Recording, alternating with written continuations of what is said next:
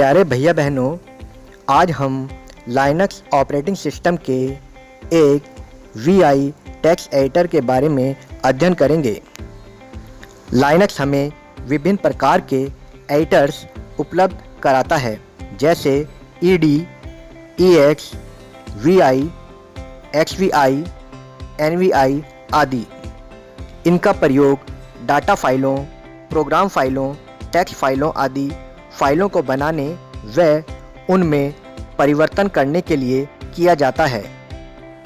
VI editor Linux का एक प्रसिद्ध फुल स्क्रीन एडिटर है, जिसे बेरकेले स्थित कैलिफोर्निया की यूनिवर्सिटी पर बिल जॉय द्वारा विकसित किया गया। VI टेक्स्ट एडिटर को प्रारंभ करने के लिए, जैसा कि सिंटैक्स में दिखाया गया है, कमांड मोड में अर्थात CLI में VI के आगे फाइल नेम टाइप कर एंटर की प्रेस करके प्रारंभ किया जाता है। VI टेक्स्ट एडिटर 3 मोड में कार्य करता है, जो निम्न प्रकार से हैं: first insert mode, second command mode, third EX mode और लास्ट लाइन मोड। अब हम इन तीनों मोड अर्थात माध्यमों का अध्ययन करते हैं। सबसे पहले इंसर्ट मोड। इस मोड में टेक्स्ट को टाइप किया जाता है। कोई भी बटन कीबोर्ड से प्रेस करने पर वह टेक्स्ट के रूप में कार्य करता है।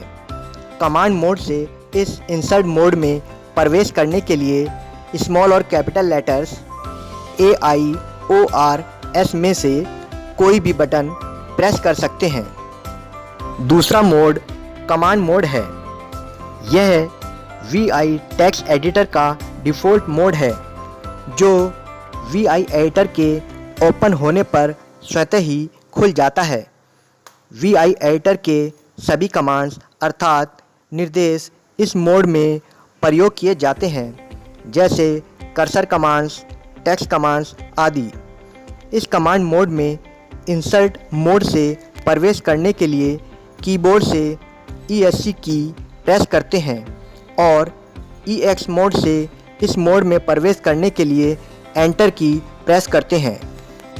तीसरा मोड EX मोड है, जिसे लास्ट लाइन मोड भी कहा जाता है। फाइल को सेव करना, शब्दों को ढूंढना व उनके स्थान पर दूसरे शब्दों को स्थापित करना आदि निर्देशों का प्रयोग इस मोड में स्क्रीन की अंतिम पंक्ति में टाइप करके किया जाता है। इस EX मोड में हम कमांड मोड से कॉलन की प्रेस करके प्रवेश करते हैं। कॉलन की पर रेशो का चिन्ह बना होता है। अब हम VI एडिटर में प्रयोग करी जाने वाली विभिन्न कमांड्स के बारे में अध्ययन करते हैं। First command insert command. Insert command का प्रयोग कर्सर से पहले या कर्सर से बाद में अक्षरों को स्थापित करने के लिए किया जाता है। अक्षरों को पंक्तियों के बीच में या शुरुआत में या अंत में भी स्थापित किया जा सकता है। इंसर्ट कमांड के लिए स्मॉल कैपिटल IAO अक्षरों का प्रयोग किया जाता है। Second delete commands. Delete command का प्रयोग कर्सर पर स्थित अक्षरों, शब्दों व पंक्तियों को रिमूव करने के लिए किया जाता है। इसके लिए small capital X, small capital W, B, D आदि अक्षरों का प्रयोग किया जाता है। Third command replace command. Replace command का प्रयोग कर्सर पर स्थित अक्षरों के स्थान पर अन्य अक्षरों को स्थापित करने के लिए किया जाता है। इस कमांड के द्वारा किसी शब्द के या पंक्ति के स्थान पर अन्य शब्द व पंक्ति को स्थापित किया जा सकता है। रिप्लेस के लिए स्मॉल कैपिटल R व S अक्षरों का प्रयोग किया जाता है। Fourth commands cursor movement commands.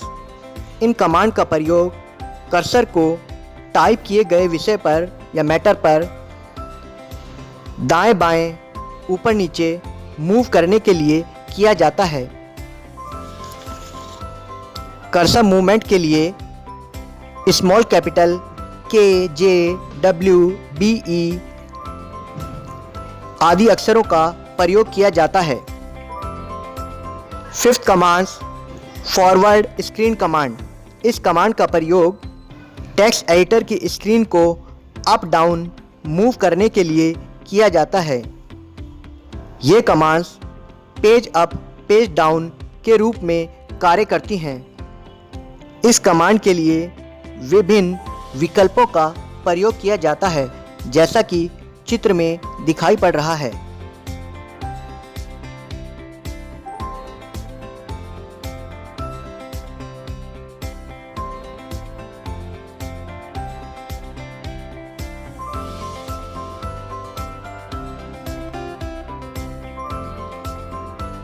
Number 6 redo command.